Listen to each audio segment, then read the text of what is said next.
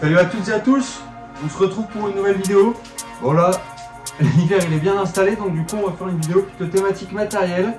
Et justement, j'ai eu plusieurs questions par rapport à ça. On va voir ensemble comment on entretient ces moulinets pour les hiverner. Parce que moi mes moulinets mères en hiver, je les utilise pas, je les laisse se reposer.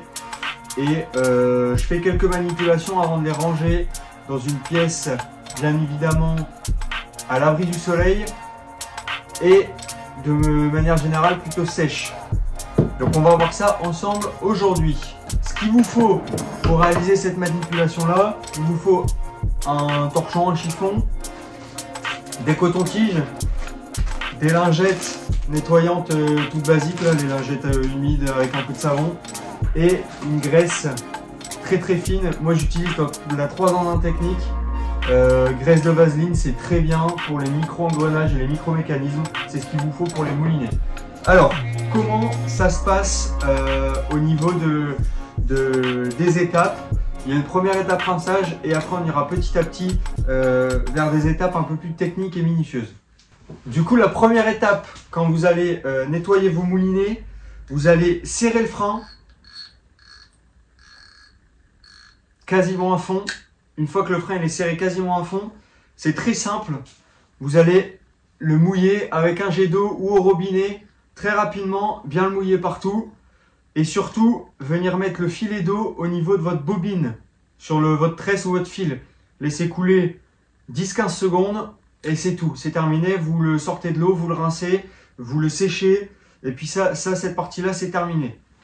Deuxième étape, une fois que vous avez fait cette partie-là, vous gardez toujours votre moulinet comme ça, en un tenant avec le frein un peu serré. Là, il y a les lingettes qui vont faire leur apparition. Avec les lingettes, c'est pas compliqué. C'est pas compliqué. Vous allez juste voilà, porter un coup de lingette un petit peu partout sur votre moulinet. C'est super important parce que c'est l'eau en fait, ça va pas vous enlever le surplus de sel. Enfin, ça va vous enlever le surplus de sel. Le gros surplus de sel, la lingette, elle va vraiment venir sortir tout ce qu'il y a de corrosif et d'impropre pour le moulinet, sur le bâti, sur la bobine, pas dans les petits engrenages. Je viens pas mettre volontairement d'eau ni de lingettes humides ou savonneuses comme celle-là dans les petits engrenages pour l'unique raison que les petits engrenages souvent ils sont pleins de graisse spécifique marine. Quand vous achetez votre moulinet, si vous commencez à rentrer du savon, de l'eau ou des choses pour essayer d'enlever toute cette graisse-là, bah, ça ne va pas être bon pour le moulinet parce qu'il va plus être gras à certaines parties et ça sera justement contraire à ce que vous voulez faire. Une fois que vous avez passé la première étape, donc coup de lingette sur le moulinet totalement en un tenant, vous venez desserrer votre frein à fond pour enlever la bobine.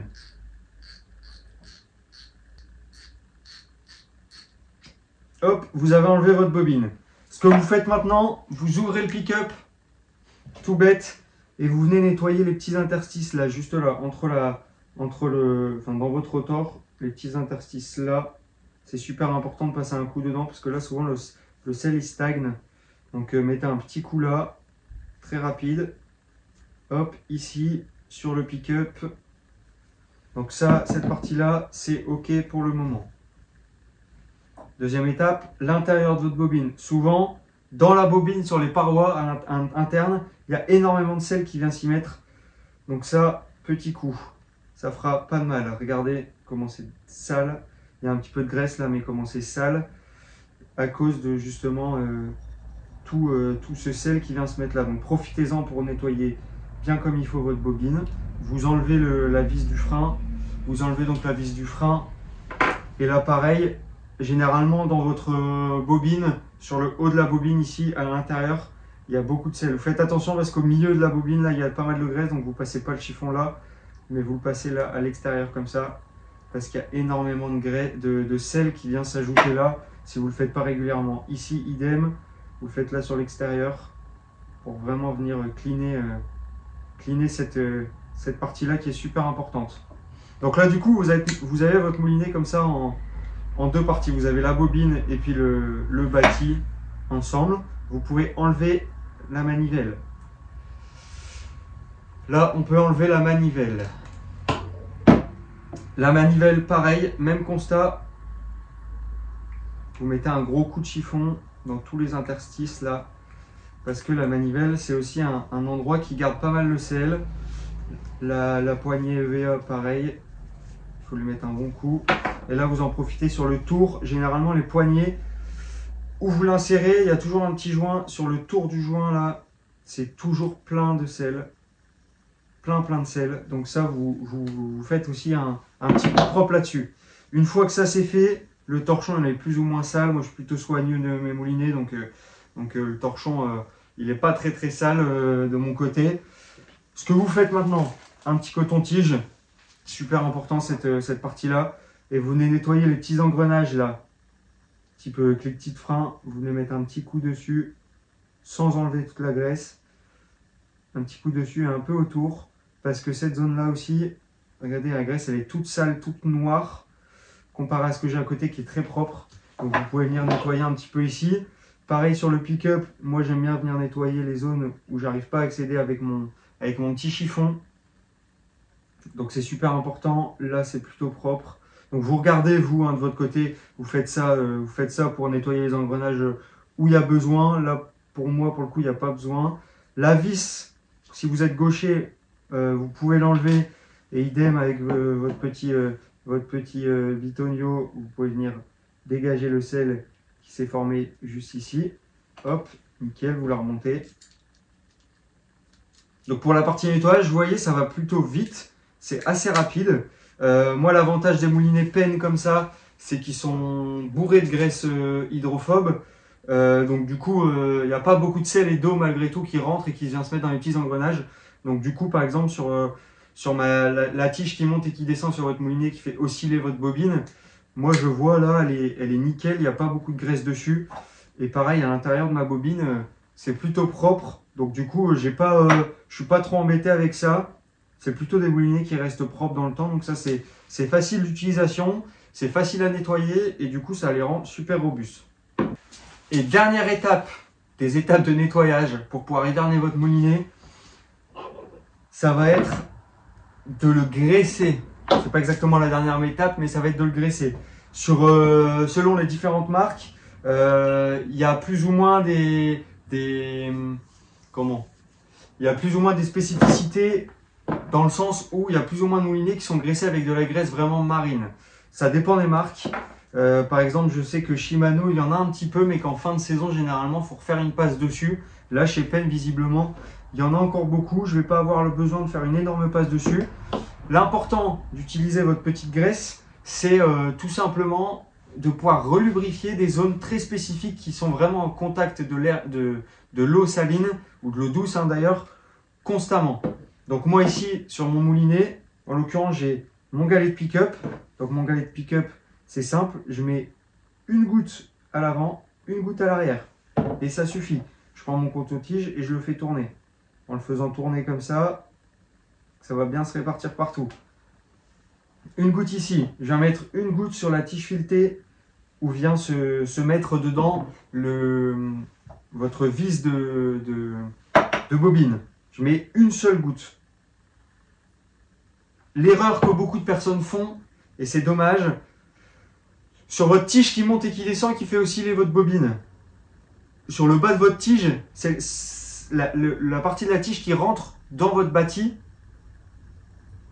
Juste en dessous, il y a l'anti-retour. L'anti-retour, c'est une bague de serrage un peu comme un roulement qui vient justement, quand vous voulez le faire tourner dans le mauvais sens, serrer. En fait, les roulements, comme des roulements, viennent serrer la tige pour plus que ça tourne dans l'autre sens. Ça fonctionne sans graisse. Donc si vous mettez de l'huile comme ça, blindée d'huile à ce niveau-là, ça va rentrer dans l'anti-retour et à terme, votre moulinet, il y aura un anti-retour défectueux, soit qui marche pas une fois sur deux, soit qui fonctionnera plus du tout. Donc là, vraiment super important, ne mettez pas de graisse ou d'huile fine, du moins de la graisse à la limite, vous mettez une lichette, mais une lichette de graisse, mais de l'huile fine, vous en mettez pas. Autre partie sur laquelle il faut mettre de l'huile dans son moulinet, c'est au niveau du pick-up, sur les jointures du pick-up. Donc pareil, une goutte et une goutte. Ça suffit largement. Pas la peine de mettre trop. Vous le faites 2-3 fois pour que ça se mette bien partout. Vous pouvez remettre votre bobine.